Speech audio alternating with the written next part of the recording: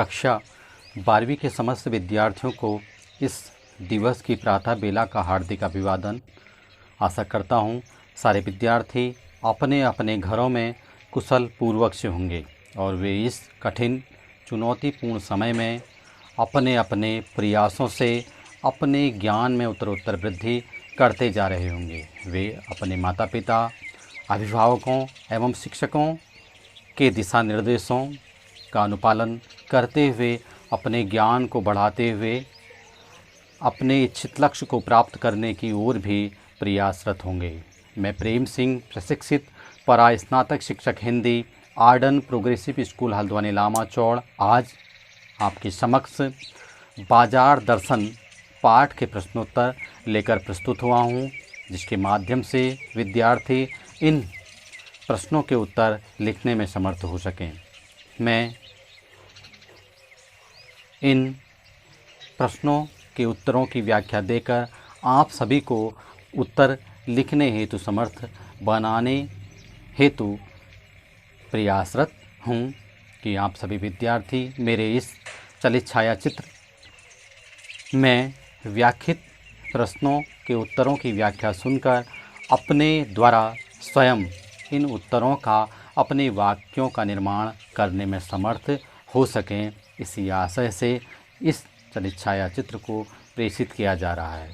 इससे पूर्व बाजार दर्शन पाठ के लेखक परिचय, सारांश, वाचन अभिव्यक्ति को मैं अन्य चलित छायाचित्र के माध्यम से प्रकट कर चुका हूँ और यह चलित छायाचित्र आपको इस पाठ के प्रश्नोत्तर लिखने में सहायक सिद्ध होगा और आप इस चलित छायाचित्र की मदद से स्वयं के भाषा विन्यास द्वारा प्रश्नों के उत्तर लिखने में समर्थ होंगे। चलते हैं प्रश्न 1 की ओर। बाजार का जादू चढ़न है और उतरने पर मनुष्य पर क्या क्या असर पड़ता है। आपने पाठ पढ़ा था और देखा था कि बाजार का जादू मनुष्य पर कब चढ़ता है। सबसे महत्वपूर्ण कारक जो बाजार का जादू चढ़ने का है वह चढ़ता है जब जेब भारी हो और मन खाली। जब जेब भरी हो और मन खाली हो तो सबसे ज़्यादा बाजार का जादू चढ़ता है और उतरने पर मनुष्य का पर क्या असर पड़ता है यह बताना है आपको। तो आपने देखना है कि मनुष्य का बाजार का जादू जब मनुष्य के ऊपर चढ़ता है तो मनुष्य क्या करता है, खूब अनेक वस्तुओं का क्रय करता है। अनेक वस्तुओं को खरीद लेता है। वह यह नहीं देखता कि यह मेरे लिए आवश्यक है या नहीं। लेकिन जब यही जादू जब वह घर आता है और उन खरीदी गई वस्तुओं का जब उपभोग करता है, उपयोग करता है, तो उसे लगता है कि मैंने ऐसी कई चीज़ें खरीद ली हैं कि जो मेरे लिए क्या है, अनावश्यक हैं, जो मेरे लिए अनावश्यक हैं। और जब उसे यह लगता है कि मैंने यह चीज़ गलत खरीद ली और अपने पैसे को व्यर्थ गवा दिया, तब उस मनुष्य का पर से बाजार का जादू उतर जाता है। अर्थात हम यह कह सकते हैं कि बाजार का जादू चढ़ने पर मनुष्य क्या है, अपने परचेजिंग पावर को प्रदर्शित करते हुए ज़्यादा से ज़्यादा वस्तुओं को क्या कर देता है, क्रय कर देता है, खरीद लेता है। और जब बाजार का जादू जब वह घर आता है उसे लगता है कि यह उसने सामान सही नहीं खरीदा बल्कि कई अनावश्यक वस्तुओं का क्रय वह खरीद लाया। और जब वह मूल्यांकन करता है, देखता है कि यह चीज़ उसने अनावश्यक खरीद ली है, तभी उसके बाजार का जादू उतर जाता है। वह बाहरी चमक दमक से जिन चीज़ों को खरीद कर लाया था वही चीज़ें उसको दुख देने लगती हैं और उसे जब इस चीज़ का भान होता है कि मैंने यह चीज़ गलत खरीद ली, तब उसका बाजार का जादू उतर जाता है। प्रश्न नंबर 2। बाजार में भगत जी के व्यक्तित्व का कौन सा सशक्त पहलू उभर कर आता है क्या आपकी नज़र में उनका आचरण समाज में शांति स्थापित करने में मददगार हो सकता है? तो आपसे पूछा गया है कि कौन सा व्यक्तित्व का कौन सा सशक्त पहलू। तो आप लिखेंगे बाजार में भगत जी के व्यक्तित्व का बाजार के प्रति अनाकर्षण, बाजार के प्रति अनाकर्षण वाले व्यक्तित्व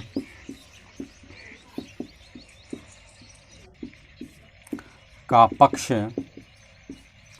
उभर कर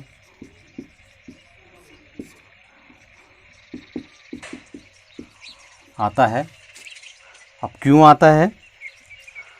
आपने देखा कि बाजार के प्रति अनाकर्षण वाले व्यक्तित्व, कि जब भगत जी बाजार जाते हैं तो उन्हें बाजार के प्रति कोई भी आकर्षण नहीं रहता है, ना उन्हें बाजार अपनी सजावट चमक दमक से किसी भी प्रकार से आकर्षित करता है। उनका उद्देश्य केवल बाजार अपनी आवश्यक वस्तुओं की पूर्ति के लिए जाना होता है और वे अपनी आवश्यक वस्तु की पूर्ति करते ही, अपनी आवश्यक वस्तु की पूर्ति होते ही सीधे बाजार से घर आ जाते हैं। और जितने भी बाजार की जितनी चमक दमक होती है, जितनी वस्तुएं होती हैं, कहीं ना कहीं वे क्या करते हैं, उन वस्तुओं को, उन बाजार की स्थितियों को, उस बाजार को धन्य करते हैं, धन्यवाद देते हैं और वो कहते हैं कि जिनको इनकी ज़रूरत है वो इसको ले ले।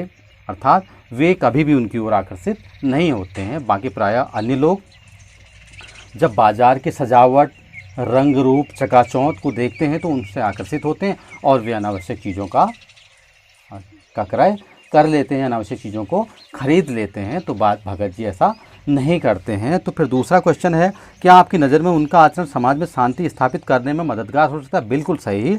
हमारी नज़र में उनका आचरण समाज में शांति स्थापित करने में मददगार हो सकता है कि यदि व्यक्ति घर से बाजार जाए, उसके पता रहे कि उसको क्या चीज़ बाजार से लेनी है और वह चीज़ लेते ही वह बाजार से आकर्षित ना हो, तो उसका पैसा भी खर्च नहीं होगा और बाजार में जो वस्तुएं हैं उनका भी अनावश्यक दोहन ना हो पाएगा और जिस व्यक्ति को उनकी आवश्यकता है उस व्यक्ति को वो चीज़ें मिल पाएंगी। इस प्रकार से चारों ओर शांति स्थापित हो जाएगी। हमें किसी प्रकार से किसी से द्वेष या ईर्ष्या भाव नहीं हो पाएगा। हमें अपनी ज़रूरत की चीज़ मिल जाएगी, दूसरे को अपनी ज़रूरत की चीज़ मिल जाएगी। तो वास्तव में यह शांति स्थापित करने में मददगार हो सकता है उनका यह व्यक्तित्व था। यहाँ पर लेखक भगत जी के माध्यम से हमें भी यह सीख देना चाहता है कि हमें भी बाज़ार से वही चीज़ खरीदनी चाहिए जो हमें आवश्यक है, जो जिसकी हमें आवश्यकता नहीं है उन चीज़ों का क्रय हमें नहीं खरीदना चाहिए।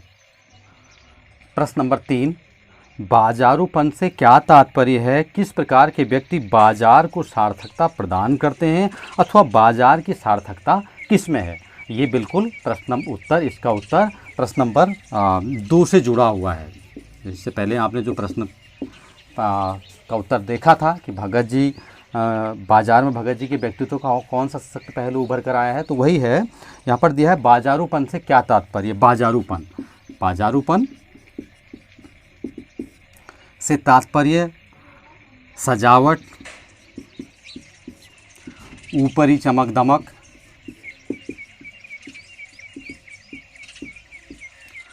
दिखावट, यह सब क्या है? बाजारूपन है। इसके साथ ही बाजार द्वारा लोगों को ठगना, अनावश्यक वस्तुओं का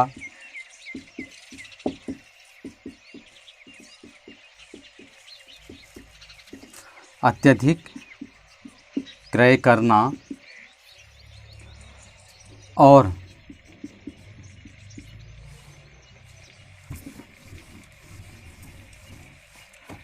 एक व्यक्ति के द्वारा अनावश्यक वस्तु को क्रय कर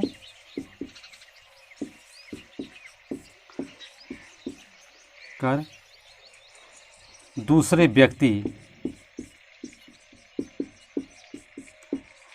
का भी उसे क्रय करना बाजारूपन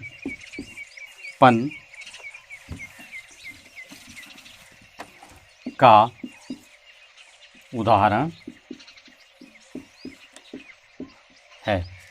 आपने प्रायः देखा होगा कि लोग बाजार जाते हैं, बाजार की ऊपरी चमक दमक, सजावट, आकर्षण उन्हें इतना अधिक आकर्षित करता है कि वे जाने अनजाने ऐसी चीज़ों का संचय कर लेते हैं, ऐसी चीज़ों का क्रय कर लेते हैं जो उनके लिए किसी प्रकार से लाभप्रद नहीं होती है। अतः यहाँ पर बतलाया गया है कि बाजारूपन वही है कि बाजार गए, हम अनावश्यक साज सज्जा देख करके अनावश्यक चीज़ों को खरीद लाए और उसकी देखा देखी दूसरा व्यक्ति भी उसे खरीद लाया, और बाजार ने हमें जिस चीज़ की आवश्यकता नहीं है अनावश्यक रूप से उस चीज़ को भिड़ा दिया। आपने देखा हो कई लोग बाज़ार में जाते हैं, कहते हैं ये आप ले जाइए, आपके लिए बहुत महत्वपूर्ण है, इसका आप यूज़ करेंगे। उन्होंने किसी न किसी कारण से अपना सामान क्रय कर दिया हमें बेवकूफ़ बना करके, और पता चला घर आकर के वो कार्य के लिए हमारी वो चीज़ें है ही नहीं, या जो उसने बताया था दुकानदार ने वो चीज़ें उसके अंदर है ही नहीं। तो यह सब क्या है, बाजारूपन, जिसमें जो है बाजार के प्रति क्या है, असत्यता प्रदर्शित होती है, बाजार की अनावश्यकता प्रदर्शित होती है, वह सब क्या है, बाजारूपन का उदाहरण है। दूसरा यहाँ पर है कि किस प्रकार के व्यक्ति बाजार को सार्थकता प्रदान करते हैं। यहाँ पर एक प्रश्न और है कि किस प्रकार के व्यक्ति बाजार को सार्थकता देते हैं। तो बाजार को सार्थकता आपने पाठ में भी पढ़ा था कि बाजार को सार्थकता वो लोग देते हैं, वे लोग देते हैं जो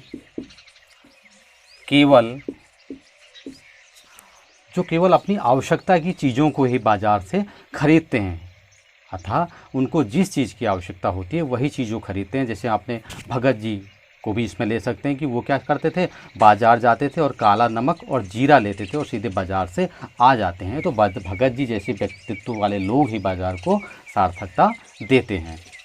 फिर है अथवा बाजार की सार्थकता किस में है। आप पूछ रहे हैं कि बाजार की सार्थकता किस में है, तो बाजार की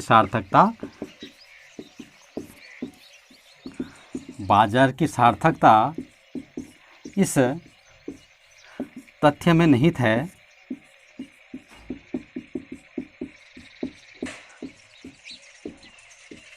कि बाजार व्यक्ति को वही चीज़ें उपलब्ध कराए जो उसकी आवश्यकता हो। अनावश्यक रूप से बाजार किसी भी प्रकार से प्रलोभन देकर किसी व्यक्ति को वो चीज़ क्रय करने का प्रयास ना करे जो उसके लिए आवश्यक नहीं है। और बाजार की यही वास्तविक सार्थकता है कि जो चीज़ उसे चाहिए वह चीज़ उसको सही सही मिल सके। प्रश्न नंबर 4, बाजार किसी का लिंग, जाति, धर्म या क्षेत्र नहीं देखता, वह देखता है सिर्फ उसकी क्रय शक्ति को। इस रूप में वह एक प्रकार से सामाजिक समता की भी रचना कर रहा है। आप इससे कहाँ तक सहमत हैं? हाँ, बिल्कुल सही। मैं इस वाक्य से, इस कथन से लगभग पूर्णतः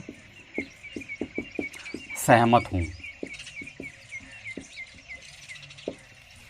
और आप भी सहमत होंगे, प्रत्येक व्यक्ति सहमत होगा, क्योंकि बाजार कभी भी किसी का लिंग, जाति या धर्म, लिंग,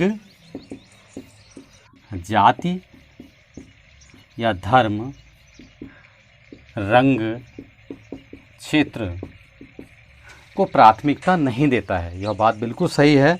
वह देखता है सिर्फ उसकी क्रय शक्ति को। आपने देखा होगा कि जब भी बाजार जो भी व्यक्ति जाता है, चाहे वह किसी भी लिंग का हो, स्त्री हो, पुरुष हो, कोई भी जाति है, ब्राह्मण है, क्षत्रिय है, शूद्र है, वैश्य है, धर्म हिंदू है, मुसलमान है, क्रिश्चियन है, ईसाई है, रंग काला है, गोरा है, शहर का है, गांव का है, यह बिल्कुल भी नहीं देखा जाता है। केवल देखा जाता है उसकी क्रय शक्ति को। यदि किसी भी व्यक्ति को बाजार से एक टेलीविज़न की आवश्यकता है तो उसके लिए बाजार केवल क्या है, निर्धारित मूल्य, जो भी निर्धारित मूल्य है उस मूल्य से मतलब रखता है, लिंग से, जाति से, धर्म से, रंग से, क्षेत्र से उसका कोई भी सरोकार नहीं रहता। यदि ब्राह्मण व्यक्ति के पास पैसा है वो टेलीविज़न बाजार से ला सकता है, स्त्री के पास पैसा है वो टेलीविज़न ला सकती है, धर्म किसी भी धर्म का व्यक्ति हिंदू है तो वो भी ला सकता है, मुसलमान है वो भी ला सकता है, काला है वो भी ला सकता है, गोरा है वो भी ला सकता है, शहर का है वो भी ला सकता है, ग्रामीण क्षेत्र का है वह भी ला सकता है। यानी कि किसी के लिए भी कोई भी भेदभाव नहीं है। और यदि कोई भी चीज़ ऐसे ही कोई अन्य चीज़ भी है, जो चीज़ जिसको चाहिए यदि उसके पास पैसा है तो वो कोई भी इसको ला सकता है।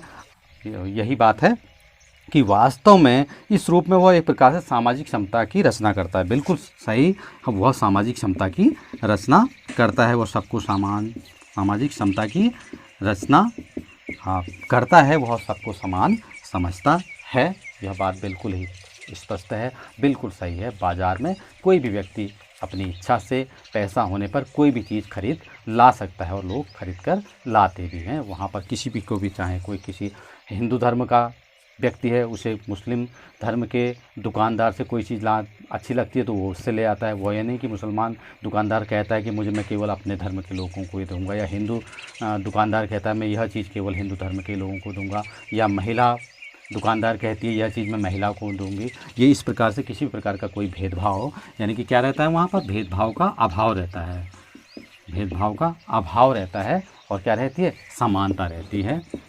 इसलिए यह बात पूर्णतः सत्य है। प्रश्न नंबर 5, आप अपने तथा समाज में कुछ ऐसे प्रसंग का उल्लेख करें क जब पैसा शक्ति के परिचायक के रूप में प्रतीत हुआ।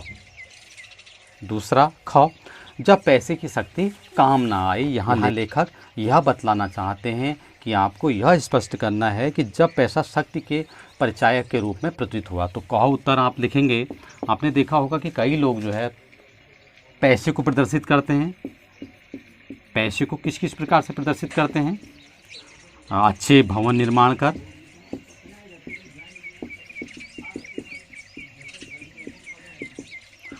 अच्छे भवनों का निर्माण कर, कोठियां बनाकर, अपनी बेटियों की आश्चर्यजनक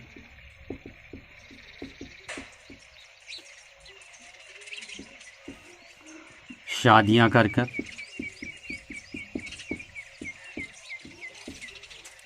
तो आपने देखा होगा कि किस प्रकार से लोग अच्छे भवन निर्माण करते हैं, कोठियाँ बनाते हैं, अपनी बेटियों की ऐसे आप विवाह करते हैं, इतना खर्च करते हैं कि लोग दांतों तले अंगुली दबा देते हैं कि इन्होंने इतना पैसा खर्च किया है। और अन्य क्षेत्रों में भी आपने देखा होगा, लोग इलेक्शन लड़ते हैं, चुनाव लड़ते हैं, पैसा खूब खर्च करते हैं। जिसके पास जितना होता है, लोगों के पीछे से 50-50 लोग चलते हैं, 50-50 लोग उनके वहाँ रोज़ खाना खाते हैं, रोज़ उनके साथ रहते हैं।